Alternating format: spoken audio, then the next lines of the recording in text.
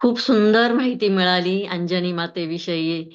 म्हणजे थोडी होती, पण त्यापेक्षाही अगदी विस्तृत माहिती मिळाली. अंगद, त्याच्यानंतर जटायू, हनुमंताविषयी सगळेच रामायणामधल्या सगळ्याच पात्रांमधली खूप सुंदर माहिती मिळते. आणि ध्यान तर एवढं सुंदर झालं ना, की अ, ध्यानामध्ये मला असं पारिजातकाचं झाड आणि त्याला अशी लाईनीने पारिजातकाची फुलं आलेली दिसली. अ, त्यानंतर एक अंक दिसला, म्हणजे 8 इंग्लिशमध्ये.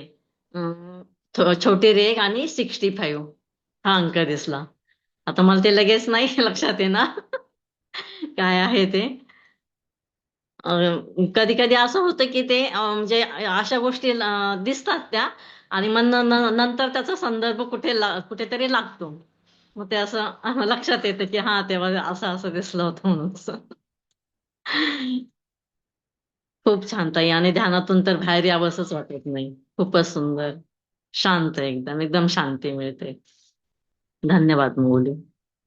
याचं उत्तर फक्त उद्या देते पारिजातकाचं. उद्या संदर्भ जोडते त्याचा. हो, चालेल ताई. खूप छान. हो, अजून कुणाला धन्यवाद. बोलायचे? किती सुंदर चेहरे दिसतात आहे तुमचे सगळ्यांचे.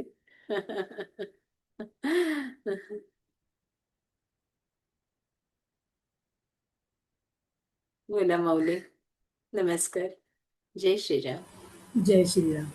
ध्यान तर खूपच सुंदर होतं. त्यातून बाहेर यावंसंच वाटत नाही. पूर्ण वेळ त्याच्यातच राहावं. आणि तुमचा आवाज पण वेगळा येतो मध्ये-मध्ये, ते जाणवतं. तो कुणाचा आहे ते आम्हाला समजत नाही. तो तुमचाच असतो, पण कोणीतरी वेगळं असतं त्याच्यातले नक्की. मला फक्त त्या तुम्ही ज्या सिद्धी सांगितल्यात ना आधी हनुमंताला प्राप्त असलेल्या, एकदा पुन्हा अणिमा, गरिमा या एकदा पुन्हा सांगाल का?